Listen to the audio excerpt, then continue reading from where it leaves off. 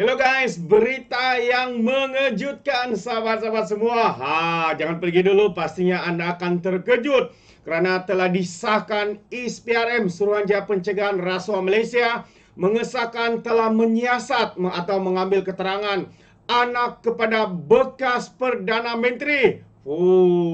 Ini antara satu yang amat-amat mengejutkan buat kita semua, sahabat-sahabat semua. Jadi, menarik ya untuk saya kongsikan bersama dengan Anda kenyataan media ini. Dan satu perkara lagi yang ingin saya kongsikan adalah berkaitan dengan PAS, kononnya mahu meraih sokongan bukan Melayu. Jadi apa sebenarnya yang harus dilakukan oleh PAS untuk mereka mahu meraih sokongan kepada orang bukan Melayu? Jadi penganalisis ada mengatakan, jadi untuk yang pertamanya, saya ingin mengungsikan bagaimana ISPRM mengesahkan mengambil keterangan anak bekas Perdana Menteri terbaik. Jadi sebelum saya teruskan, jangan lupa untuk terus support Orang Dapat Channel dengan cara tekan butang subscribe, like, dan share. Mari kita ikuti berita gempa hari ini. Jadi kalau saya bacakan kenyataan daripada ISPRM ataupun daripada media yang saya petik daripada Malaysia Kini, Suruhanjaya Pencegahan Rasuah Malaysia ISPRM mengesahkan pihaknya mengambil keterangan daripada seorang anak bekas Perdana Menteri semalam dipercayai berhubung perniagaannya pada akhir tahun 1990-an. Sumber ISPRM ketika dihubungi memaklumkan individu terbabit dipanggil untuk memberi keterangan, termasuk bagi mengisytiharkan semua harta miliknya sama ada di dalam atau di luar negara. Siasatan itu difahamkan terhadap syarikat kepunyaan individu berkenaan yang didakwa membeli sebuah subsidiari syarikat berkaitan kerajaan, GLC. Kata ISPRM, siasatan kali ini memerlukan dia mengisytiharkan semua harta miliknya sama ada di dalam ataupun di luar negara secara bertulis, kata sumber itu lagi.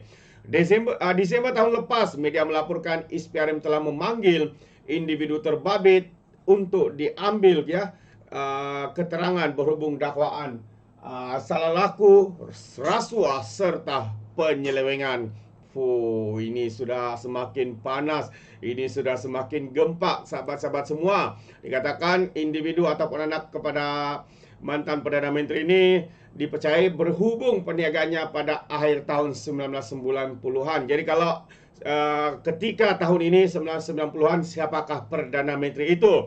Mungkin Anda tahu jawabannya, sahabat-sahabat semua. Jadi memang mengejutkan, tapi inilah realiti yang menarik untuk kita ikuti perkembangan, ikuti siasatan ataupun kenyataan media daripada pihak ISPRM. Jadi saya akan update dari masa ke semasa berkaitan dengan isu ataupun anak mantan Perdana Menteri yang disiasat, diambil keterangan dan dikehendaki untuk mengisytiharkan harta-harta beliau, bukan saja dalam negara tapi juga di luar negara, sahabat-sahabat semua. Itu dia. Jadi Anda boleh berikan komen Anda, mungkin Anda mengetahuinya atau terfikir siapakah Perdana Menteri itu. Jadi satu lagi perkara yang ingin saya kongsikan adalah PAS perlu berani berubah jika mahu raih sokongan bukan Islam, bukan Melayu. Seperti mana yang kita tahu, kenyataan presiden mereka kononnya mereka menagitkan atau mensasarkan untuk meraih sokongan undi bukan Melayu, bukan Islam. Jadi menarik untuk kita lihat kenyataan daripada penganalisis politik yang berpendapat bahawa sasaran PAS menjadi parti pilihan orang bukan Islam pada tahun 2030 mungkin boleh dicapai jika parti tersebut bersedia mengubah beberapa pendirian dan juga polisi mereka. Saintis politik Wong Chen Huat berkata, orang bukan Islam tidak mudah terpedaya dengan gimik politik dan akan menilai keikhlasan parti yang ingin meraih sokongan mereka. Kata Wong, PAS gemar melabel orang bukan Islam dengan gelaran kafir harbi. Malah menurutnya, parti itu turut melabel orang Islam yang tidak sependapat mereka sebagai kafir. Katanya lagi, PAS meniupkan ketakutan umat Islam terhadap bukan Islam. Tapi bila musim pilihan raya, mereka cuba meraih undi kepada bukan Islam ataupun bukan Melayu. Tok Guru atau bila sambutan tahun baru Cina, muncul Tok Guru Presiden PAS Abdul Hadi Awang dengan pakaian merah dan bergambar dengan keluarga anak menantu Cina, maka PAS tetap akan gagal mendapatkan sokongan orang bukan Islam 100 tahun dari sekarang. Panas kenyataan daripada penganalisis politik ini. Bagaimana dengan anda? Ini antara penganalisis politik itu yang kita bacakan kenyataan beliau sebentar tadi. Jadi mari kita teruskan. Katanya lagi, orang bukan Islam tidak bodoh dan tidak akan terpedaya dengan gimmick politik yang tidak ikhlas. Mereka membuat penilaian mengikut fakta, katanya kepada Malaysia Kini. Wong turut menegaskan bahwa PAS mestilah menghormati hak autonomi orang bukan Islam dengan memetik isu pagar dan medan selera kampung di Tiong di Kuala Terengganu yang sinonim dengan masyarakat Cina sejak 40 tahun yang lalu, kini ingin dibuang menjadi pangsapuri 30 tingkat oleh Majlis Bandaraya Kuala Terengganu. Kata lagi, PAS mengangkat Dr. Ahmad Samsuri, Menteri Besar, sebagai calon PM akan datang. Masyarakat bukan Islam akan meneliti bagaimana MBKT melayani nasib peniaga pasar Cina di sana, ujarnya. Wong juga berkata PAS harus meningkatkan semangat merayakan kepelbagaian kaum seperti yang dianjurkan Islam. Jadi tangkis ya tanggapan perkauman, katanya. Pengurusi Lasna Perpaduan Nasional PAS Pusat Dr. Halimah Ali baru-baru ini berkata, parti itu perlu menguasai isu berkaitan bukan Islam, Muslim jika ingin menjadi parti dominan dalam kerajaan sama ada di peringkat negeri maupun persekutuan. Ahli Parlimen Kapar itu berkata, pihaknya mau merangka pelan untuk menjadikan PAS sebagai parti pilihan orang bukan Islam yang menyasarkan tahun 2030 sebagai detik matlamat tersebut dapat dicapai. Wong menambah pasca 2015 ketika PAS memecah dua dan kepimpinan diterajui kumpulan konservatif. PAS meletakkan parti mereka sebagai parti nasionalis Melayu Islam dan ini menarik sokongan ramai pengundi dari segmen Melayu Islam. Dan sudah tentu hal ini menjauhi pengundi minoriti bukan Melayu. Sanggupkah PAS mengendurkan kedudukan semata-mata untuk menarik undi minoriti yang tak seberapa ini soalnya. Tambah lagi, jika Dr. Halimah yang merupakan orang Sarawak berjaya membuatkan PAS diterima di sana, maka parti itu mungkin mempunyai peluang besar. Dr. Halimah orang Sarawak, kalau dia dapat mengubah PAS hingga boleh diterima di negerinya, sekurang-kurangnya orang Melayu Sarawak berminda terbuka, maka besarlah harapan PAS untuk berjaya. Sarawak dan Sabah adalah contoh masyarakat yang menghargai kepelbagaian, aneka dan budaya. Mungkin PAS boleh melatih diri di sana, katanya. Sementara itu, penganalisis politik Profesor Dr. Sivarmuragam Pandian berkata, PAS boleh memperkasakan saya bukan Islam parti itu yaitu Dewan Perhimpunan Penyokong PAS yang dinaik taraf daripada kelab penyokong PAS sebelum ini.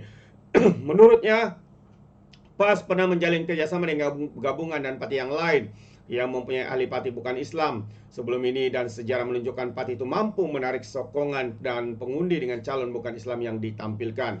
Dia berpandangan jika PAS mengatakan pemimpin yang memiliki kotokan dan kewibawaan, ia mampu mengikiskan tanggapan kurang baik terhadap parti itu.